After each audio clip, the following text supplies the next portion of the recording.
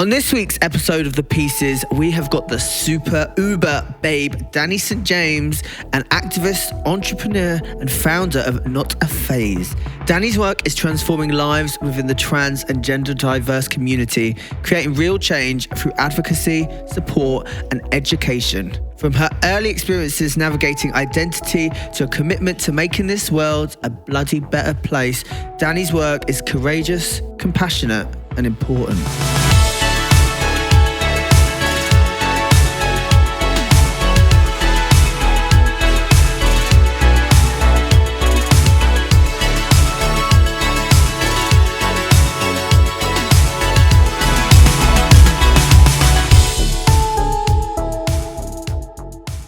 Alright babes, it's Bimini and we are back with a brand new episode of The Pieces, and today I am joined by Dani St.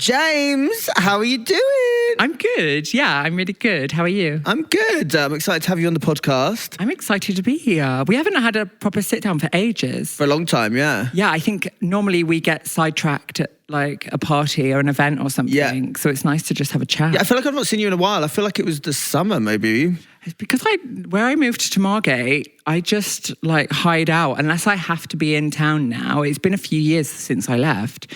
So, yeah, at the beginning, I was like, any excuse to be in London. And now it's like, any excuse to not be in London.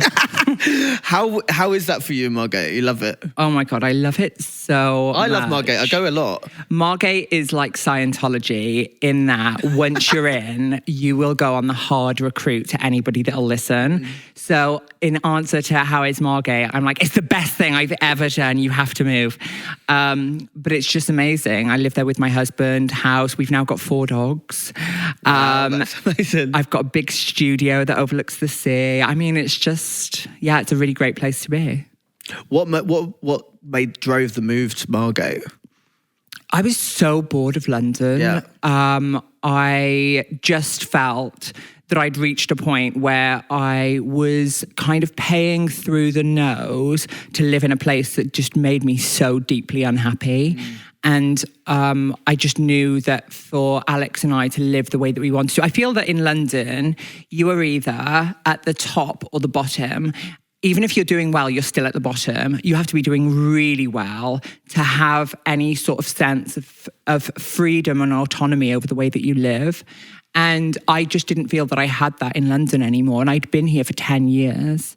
And so, yeah, we actually went to Margate. Alex had only visited once on an overnight stay in the middle of February. We went for Valentine's Day and it was miserable. We had an argument. It was a whole thing. And then we were like, yeah, sure, let's move here. Let's move there. Yeah, I'd been a few times, but it's great. I mean, it's where all of the like East London gays now live. Hackney-on-Sea. Oh, it totally is, yeah. I spend a lot of time in Margate, really. I haven't the last couple of years as much, but I wrote my book in Margate. Don't you record your tracks? I record a lot of music in Margate, yeah. Is that at that place that the hotel that's got the recording studio in it? No, it's actually a guy called Pete's. He's Redshank, and then Billy Blonde. I don't know if you know Vince Kidd. No, I work with them and we do like a lot of writing and produce. He produces in his garden. Oh, yeah. I thought, there's that hotel that's all black that's owned by that band, Libertines? Yes. I thought that you recorded your stuff there. No. Because I think they've got a recording booth there. Yeah, they do. And I mean, I've heard many of stories of Pete Doherty there. But no, I work with Pete Cochran and Billy Blonde, and we work in his garden. And it's Fab. I don't know what it is about Margate, but I really love it as well. It's got great energy. Yeah. And also it's the gayest place I've ever lived. Like it's very that. It's so queer. Amy Redmond, like, woo. Oh my God, Amy, yeah, the best. Yeah. It's just great. It reminds me of the sort of old days of Sink the Pink in the way of how much of a family it felt at that time, sort of like, like 10 plus years ago, East London. Yeah. It reminds me a lot of that, which is great. It's just the best. I love Sink the Pink grown up. Yeah, and most of them are Sink the Pink grown up.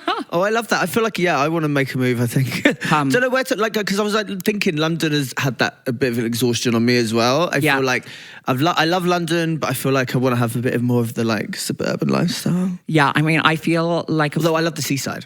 It's the best. I mean, I feel like a full-time yummy mummy. Like I've got my black SUV, I've got my 4 dogs, I'm running along the coast. I literally feel like yummy mummy, but without the kids. Thank God.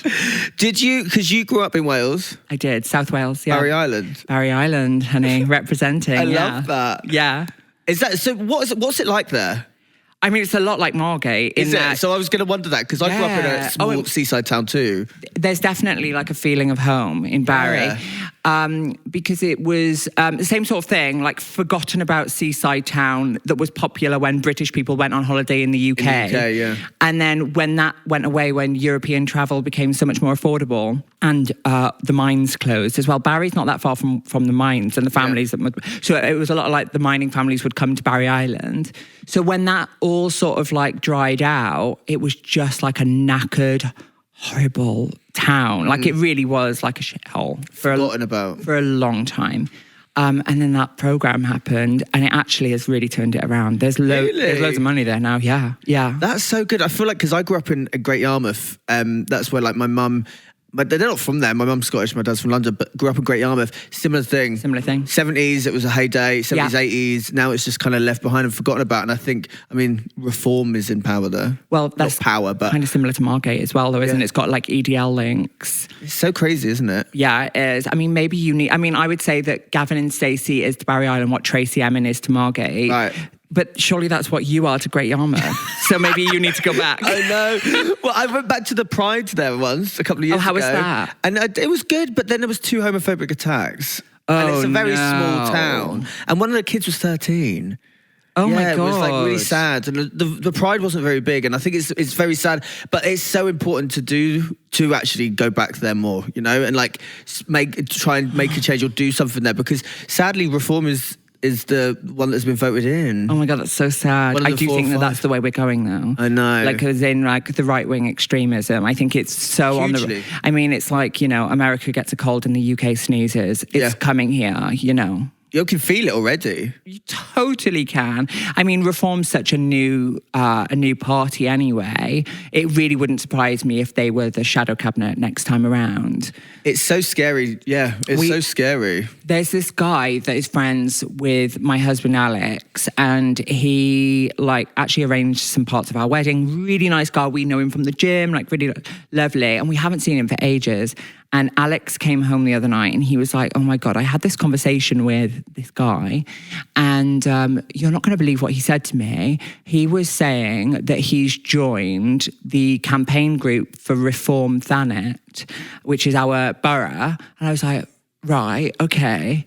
And he's like, yeah. And he was talking about, the migrants. And he's like fully involved with it now. Keep in mind, this is somebody that we've been friends with. Yeah. He drove me to get married. It was a whole thing. And sad, now though. He's involved. So I think it's that sort of fear tactic culture that has just led to their success. It's really sad. It's really sad, and it's taken over. I think what's happened in Great Yarmouth is the fear factor, because the conversations don't even relate to Great Yarmouth in a way. It just blows my mind. It's really, really sad. But I think the pendulum is definitely swinging back the other way. Yes. I mean, we've seen it for years in the media, Muslims, now it's trans people. Mm-hmm. And the fact that we're even debating what salute Elon Musk did is just crazy. 10 years ago, that would not have been a thing. It's obscene. I saw a tweet about it that said, if you believe that that's acceptable, then go into your workplace and do it and see what happens. Yeah. Because it's not acceptable. Anybody else do it, it's not acceptable. But we've it's become so illegal in Germany. desensitized. Exactly. We've become so desensitized to this the radicalism of it all that this is just normalized now. It's the fact that we're even debating whether what that is where obscene. We need to draw a line there, because it can't continue. It's like a fascism taking over. I mean, I completely agree. I mean, look, I know we're probably going to talk about the charity, but when we launched it 5 years ago, it was we fully thought that we were experiencing the peak of anti-trans hate, and that was why it began. Now we're 5 years on, and I'm like, oh my God, we're nowhere near the peak. We were actually just feeling the the incline of the far right back then. Just then, yeah. Yeah, it was when it was just starting to happen, but it felt so alarming to us. Yeah. That we were like, this is the worst it's ever been. Here we are 5 years later, it's still getting worse. Worse. It's really scary. Yeah. Well, how do you feel? Let's get into it. Let's talk about Not a Phase. Sure. So how has this pendulum that's swinging, how have you noticed that's impacting the work that you're doing? I think that it makes it more relevant, more needed. We have grown in size to match the need of the community. We're now operating across the entire country. We've just gone live in Northern Ireland. We're on the ground with trans adults all over the country. And, we've got our ear to the ground and people are scared. So how does it impact our work? Look, sadly, it's becoming harder to fundraise. Yeah. It's becoming harder to get visibility. It's becoming harder to get mainstream media coverage for the work that we do or the message of the community. And that is because people are being scared into silence. We've just seen again over in the States, they are completely erasing EDI culture, which is what gives people a chance at equality in the workplace and outside also. My fear is if that comes here, a lot of the work that we are able to do with other organisations, other companies, stems from their EDI teams and departments. So I'm scared. I am scared about it. But however, I would say Not a Phase is a charity. Year on year, it's our 5th birthday in April. And so year on year, we have doubled our growth, doubled our fundraising. Every year we've doubled in size.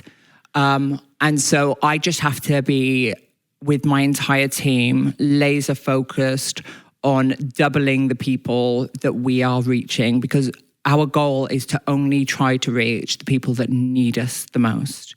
So yeah, my focus is on that. I can't get too overwhelmed by what's happening in the press because it's just bonkers. You're such a boss bitch. But how the fuck do you not get overwhelmed by it? It was so hard, isn't it? There's times where I actually cry. There's times where I hear things from service users or, even like a lot of our team, our extended team are trans people as well. It can be really emotionally overwhelming. We try and do the most we can to make sure that our teams are supported, our service users get what they need. But it's tough. Yeah. It's really tough. Yeah. I feel like, so I had a conversation with my boyfriend yesterday, and we were sat in Pizza Express. Fab. As you do. Very chic. Very chic. I haven't been to a Pizza Express for years. It was so good. Was it? Yeah, I loved it. Okay, great. The Dopia garlic balls, the balls. Great. Oh, love it. But we were talking and he was like, we were talking about everything that's happening right now and politically over a bit of pizza. And he was like, this is a year where we've got to fight. Yes. And I was like, what do you mean, like, physically? And he was like, no, but like, well, I was like, oh yeah, thank God. Like, but I was like, that's a big worry though for me, is the physical element, because I think I agree with him and I want to do more on the ground, out on the streets, fighting, standing up. But my worry is the safety of the queer community, the safety of trans people, the safety of us, safety of the people. Like, and that's the worry for me, is if it does become physical, like we can't defend ourselves. No, we're hopeless. We are hopeless. Yeah. I think it was Monroe that said the other day that their most valuable tool on the side of the far right is exhaustion. Yeah. They are exhausting us. We are tired. So yeah, your boyfriend's correct. We do need to be prepared to fight in the sense of, empower one another to keep going. I don't think that there's ever going to be a time that I would encourage like a vigilante, carry a knuckle duster. And that's what worries me though. It's like, it feels not far removed from a lot of like the rallies on the far right that you see is really rooted in physical aggression and anger. It's not like a deep thing. So, I mean, I want to do a lot more activist work this year. Sure. Like, I want to be at the forefront, but I just do worry for our safety. Yeah, I mean, of course you do. The statistics go up every single year on hate crime within our community. It's a scary time. It really is. I feel like I think it was happening slightly before, but the real pendulum started swinging after Brexit, I think. Yes. Yeah. Well, I mean, that sort of the mindset of the far right doesn't really exclude minority groups. You know, Yeah. we're all in it together. The struggles that we face a lot of the time are intersectional. So the anti-migrant campaigns that the Brexit lot brought in are also intersect with the hate that we face, for sure. Totally. Yeah, they're deep rooted in homophobia, transphobia. They hate women. You know, it's awful.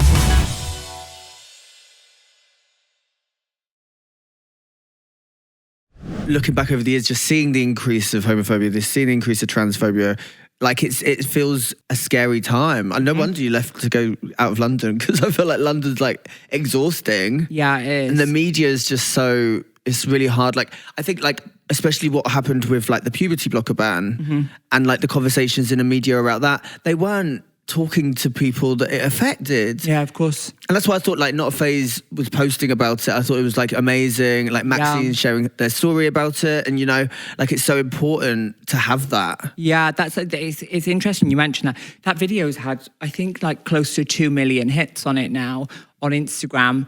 When that was happening, the puberty blocker ban conversation a couple of months ago, the difficulty within our charity is that we are a source of joy, optimism. Yep. We are not there to constantly tell the community how scared they should be and how awful everything is, because there are 50 different sources telling them that every single day. Yeah. So we keep joy at the core of absolutely everything that we do. But with that said, we also can't ignore the reality of things that are happening. And we had this, every week we have our team meeting on a Monday, and the puberty blocker week was one that I'll always remember, because it was like how is everyone? You know, it was really somber. And Maxine, who joined as our online comms person last year, Maxine is an example of why we need puberty blockers. She was actually one of the first people in the country to go on puberty blockers. Her parents flew her to Boston in the States to get her on them because they weren't readily available in this country. And she has a really unique experience of being a trans person in this country, because she went on puberty blockers, which arguably made her life much more bearable, because she was able to kind of work it out as she went along, make the choices that she did.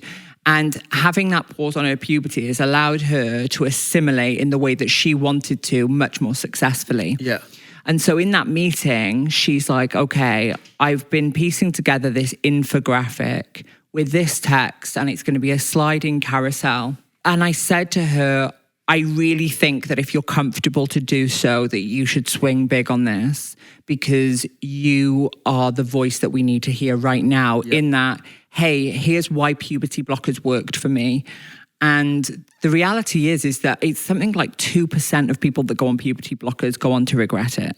So, I mean, 98% success rate for those that are able to get them, not to mention how difficult it is to get on them anyway as a young trans person in this country. So I was thrilled with the visibility and the outcome of Maxine saying, kind of putting the fact that we're a charity, just sort of pinning it and stepping aside and saying, here's my story. Yeah. I'm the person behind the screens. I thought it was really important, and I was really glad that she got some visibility out of that as well. Totally, it was powerful. She's great. She wants to go into politics. She should do. It's very articulate as well when she's speaking. She's home county princess as well. She's the best. Yeah, she wants a political career. I think it's great. Yeah. I love having her as part of the team. Well, we need voices like totally that. Do. You know? Yeah, she's a real force. And it's so interesting. Well, not interesting in a good way, but interesting to think about how there's such a lack of these conversations and listening to people who are actually being affected by it, the experiences in the mainstream media, because they use either the horror stories or like the small percentage, but ignore the 98% of people that have the positive experience, you know? Yeah, and I think like the way I envision the world, and I know you do as well, is that you want to try and leave it in a better place than you found it. Yeah. You know, like everything we try to do or speak about or work towards is trying to fight for like the greater good, but the better, you know, bettering it. And I think right now we're going backwards, and it's scary that the mainstream media is just so against against it. It totally is, yeah. I mean, I really hope that, as you said at the beginning, with the sort of pendulum effect, I really hope that it's not going to be like a long time until we can start progressing to some sort of middle ground where we move forward from these conversations around trans people. Because, you know, I started transitioning when I was around 17. So that's a long time ago. And the world was a completely different place then. And I felt a sense of freedom in that, you know, it had its struggles because there was no visibility for the community. But also I had a sense of freedom in that I could just kind of work it out as well. There was no like anti-trans hate in the mainstream media. And now I imagine as a trans young person coming into the world, I mean, you Google support resources for trans youth and all you see is just absolute hatred at kids. It's really, really awful. Let's go back to what you just said there. You felt a sense of freedom. Yeah. So let's talk about that. Sure. The joy. Yeah. I mean, also I would say as well, being a young trans person 15 plus years ago, there wasn't such a pressure on me to look passable. Whereas now I look at young trans women and I'm like, oh my God, the pressure on you to be like stunty from day one, have, you know, like hair down to the bottom of your back, have a perfectly shaped body, a feminine face, know how to do makeup, the whole thing. Like just those early days transition things. Yeah. Strictly talking about trans women that are going on a medical route. Yeah. There's such a pressure on them that I definitely didn't feel. You know, I transitioned for about a year in Wales and then I moved to Ibiza and I was definitely not prioritizing ultra femininity in Ibiza. Yeah. I was dancing for this club night called La Troya, which was all trans dancers at Amnesia. And I was just like bonkers for a few years. There was, you know, it sounds so old to be like, oh, there was no Instagram back then, but there wasn't. You know, it was completely different. Well, it was the really experience. shit Instagram. Oh yeah, well, you post your dinner. Yeah, yeah. Or a sunset. Those horrible filters. Yeah, do you remember that, like Valencia? And a frame. Yeah, as well. Yeah. So no, it was a completely different time to be a young trans person, and I'm really glad that I got to experience that freedom without pressure. It had its benefits, for sure. And I think that's, I guess this is the double-edged sword of social media too, because that creates a lot of pressure. Not only do you see the hysteria and the negativity, it's kind of fed to you like algorithmically. Yeah, close enough. Close enough. It's fed to you like that, but then it's the pressure to like look a certain way. And also, I think that's a lot of this idea is the threat to masculinity, because men are afraid of femininity and femininity in all its powers. It's men that have created this like against women to then hate trans people. Yeah. It's a whole cycle that's very deep rooted in the hatred towards women and femininity. Yeah, totally. The gatekeeping of it. Yeah, absolutely is. Also, I think that if you look at any sort of like hatred towards a minority group, it's normally popularized by people that have been conditioned to think that there's only so many seats at the table of equality. And if I take one, you lose yours. And it's just not true. We know that it's not true, but it's like this scarcity mindset of I can't let you have yours because I've got mine and I need to hold on to it. And it just doesn't exist. It's so boring as well, isn't it? So boring. Like we're just... Oh, fuck it. Equality, it just feels like it should be such a natural thing. I'm just trying to be a yummy mummy. This is it. That's all I want. Do you have equality or are you a porn category? Yeah, exactly. You know what I mean? Oh my God, it took me a minute to register that. Yeah. Yeah. Like that's true. Yeah. And who's the one watching the porn? That's what I'll say. But what I go into, so not only activist, entrepreneur, honey. ZOAH. I'm wearing ZOAH right now. Great. Yeah. Nice and flat. And flat. Yeah, exactly. Yeah. It's good because I'm a lazy bitch when it comes to like... They're comfy too. Yeah. It's comfy tucking. But also, Sink the Pink, like I was untucked. I would say that I have seen what you've got going on down there nearly as many times as I've seen what I've got going on down there. Guess the colour. I think a lot of people have too. ZOAH came around about 4 years ago. I'd been sitting on it for a long time. I'd had samples made in 2017 and I'd worn my own samples for years and I just hadn't followed through with it. Very Kim. Yeah, exactly. I was just doing my own thing for it for a while. And then actually about a year after the charity had really like kicked off, because Not a Phase blew up fast. Yeah. As soon as it was an idea, it was going, you know. And about a year into it, I had this sort of like, okay, this is what I definitely want to do, Not a Phase as my job. But also, how am I going to find my own sort of creative outlet? And I also wanted to find success. I wanted to have something that was mine. And Alex said to me, you know, you wear these underwear every single day. And by that point, I'd had maybe 5 pairs made. They were falling apart. I'd had them for about, I can't even think of how many years that is, maybe 3 or 4 years wearing these underwear on a loop. And I wore them every day because they were so comfortable. Durable. And they worked. Durable, comfortable. They did what they needed to do. And so I knew that I had to do something with it. So yeah, I started it off and it began as comfortable tucking underwear in one style. And now it's tucking swimwear, underwear in loads of different styles, different colours. And then this past year, I did a full year's work on developing a line for trans guys, people that bind and pack. So now I've got packing underwear, I've got binders, I've got tucking underwear, I've got bras, I've got the lot, babes. It's so amazing because I think like it was such a gap in the market. The reason I started it, right, is that there wasn't anything like I can't think of like there were tucking underwears. Normally you'd have to go to a website that would be like CD Sissy or like TV Made, you know, like the old school cross-dresser lingo. Like, yeah, and it would be like on a website that looked like it was made on Microsoft Paint. Yeah.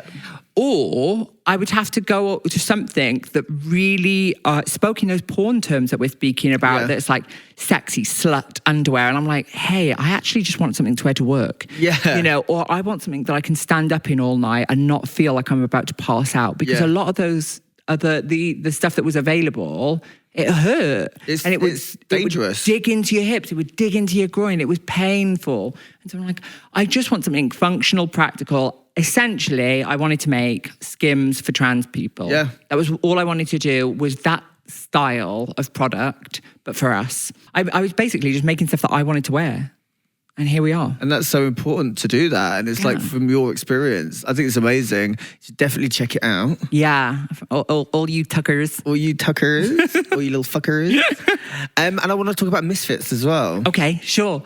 So Misfits is one of the initiatives of Not a Phase. We kind of have we split ourselves between sort of like 4 or 5 key initiatives. But Misfits, I would say, has become the most visible and the most popular. It started off of some surveys we did right close to when we began, where we reached out to as many trans people as we could and said, what do you need most right now? And the number one response was self-defense classes.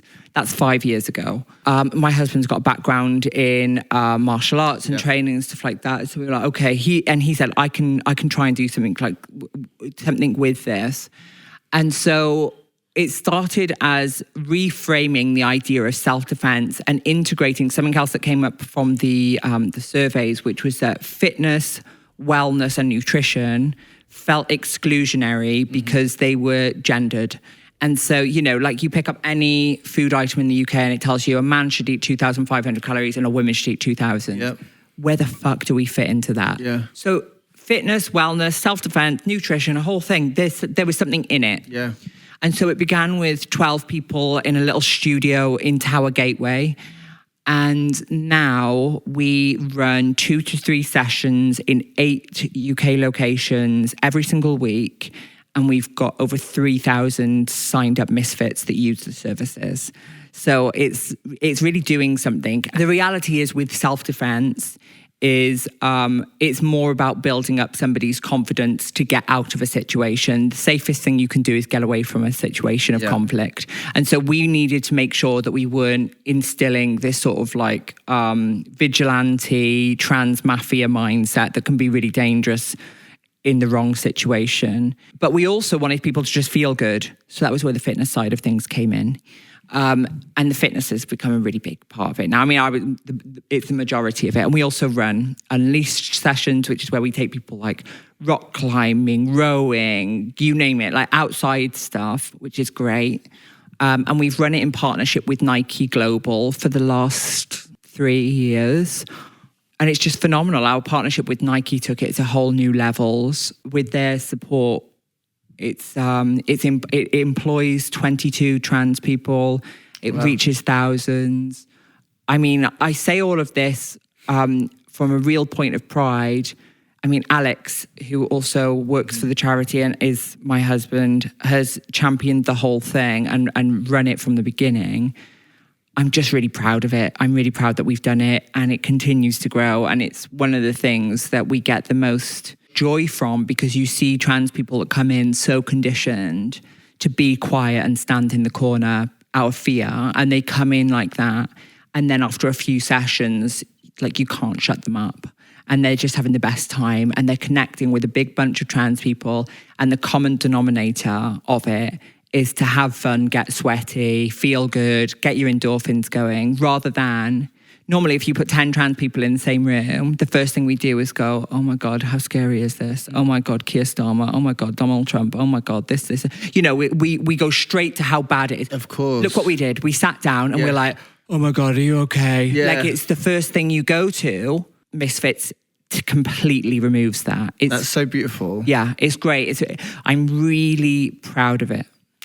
It's so true as well, like that exclusion from fitness world and just feeling like, especially, I mean, all the conversations, but like it is so toxic. Yes. Like going to a gym, like I've struggled for so long, for years going to a gym. Now I don't care, I'll go in little batty riders, little shorts, but like it's hard to find that power, especially when you're figuring out your identity or you don't feel like you don't see other people like you in the gym. No. And like you don't want to like let yourself go or sweat or push yourself. Like it's really difficult. It excludes a lot of people. So I think it's amazing work. I think the gym empowerment part of it is something that I'm quite proud of also, because it takes a while, but I would say that the key learning for people once they get into our sessions is that most people who go to the gym are looking at themselves in the mirror rather than looking at you. And you can go there, you can own that space, you can take up space in places like that. And it's available to you, you know? So I hope that, you know, a byproduct of it is that people are signing up to their local gyms and keeping it going outside of a Misfit session, you know? I think a lot of it is also like having no idea what I was doing on machines. Oh my God. Yeah, it's so confusing. Yeah. It's so confusing. Yeah, so it's about a shared knowledge as well. We're actually just working, we're in the really early stages of working with the NHS on Misfits. We've signed up to be sort of like accredited by the NHS. So there's only now one trust within the NHS that offers gender-related care, and it's Kensington and Chelsea. And they run it out of one of the hospitals in Kensington and Chelsea. And so, as you know, wait lists are 10 years plus, let alone for surgery. So by the time somebody gets to them to have gender-related surgeries, they could have waited 10, 15 years.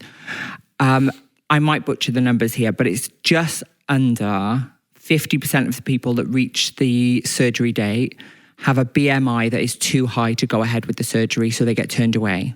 The trust gives those people 1 year to lose the weight they need to have the surgery. Of that, just under 50%, just over 50% don't lose the weight and therefore can't have their surgeries.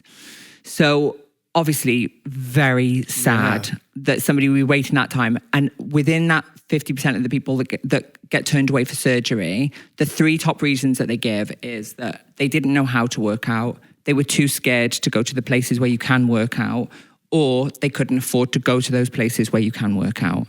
Not to mention the nutrition side of things, as you say, so confusing. Yeah. So we're just working with the NHS on getting trans service users of not only that trust, but also like pop-up GICs around the country, informed about Misfits, that it's a free service that we run, to get people in shape, to feel good, ready for surgery. And we're developing this whole like ready for surgery program within Misfits. That's so interesting because I never knew that. Like, it's like that. the unspoken thing. Yeah. When I learned the numbers behind it, like shocked. Yeah. I had no idea. So yeah, that's something that we're really pleased about, and we've also brought in some contacts with a supermarket chain who have got a team of nutritionists that work at their head office about developing like a nutrition guide that's gender neutral. So yeah, there's a whole thing. Misfits is a hub for trans people feeling good, looking good, the works, you know. It's amazing. There's so much to talk about, but I want to know, what is your proudest moment so far of everything that you've done? My proudest moment, I can think of a few that are kind of like within their own category. This is going to sound so cheesy, but within Not a Phase, there's this one service user who always sticks out in my head as my proudest achievement. And it was somebody that came to the first ever Misfit session. And she came in and she had come out of the closet 2 weeks before. Wow. And she was terrified, so scared. That was nearly 5 years ago. And she is now one of our service leaders and has gone on to have her gender affirming surgeries, and she's moved in with trans people, and she is just like so happy. Thriving. And when I think about my achievement / our achievement as an organization, she is a key example of what we look to achieve. You know, like, yeah, we've done really well in terms of visibility, and we've had these great campaigns and endorsements from celebrities and brands and all of that, and been in Vogue. These big moments for the charity that we're so endlessly proud of. But our most proud thing is the people that have gained something from it. And if it all ended tomorrow, it's people like her that I would look at and say, do you know what? We fucking nailed it. Like, we did a really good job. That's what it's about. Yeah, it really is. Yeah. I guess my personal one is probably that I turned my own personal life around in time to establish the relationship I have with my husband, get married, and have the life that I do now. Because I actually just didn't think that I was going to be able to. Like 6-ish years ago, I was in such a dark place. You know, we've spoken about it so in depth. It's probably a big thing to just like put in right at the end, you know, like substance abuse, the way that the scene in London had completely chewed me up and spat me out. I was just in this cycle of grief and trauma and abuse. And I never thought that would be possible. And so I'm really proud that I was able to turn it around. Yeah. And and get to where I am. I'm so proud of you for all the work you've done. You're a huge inspiration. Love you. Love you. Thank you so much for coming on The Pieces. Dani St James, everybody. Thanks. Where can people find you or work about Not a Phase? Great. I'm at Dani St James everywhere, and the charity is at Not a Phase org everywhere. Amazing. Well, there you go. Nice and easy. Thank you. Love you. Thank you.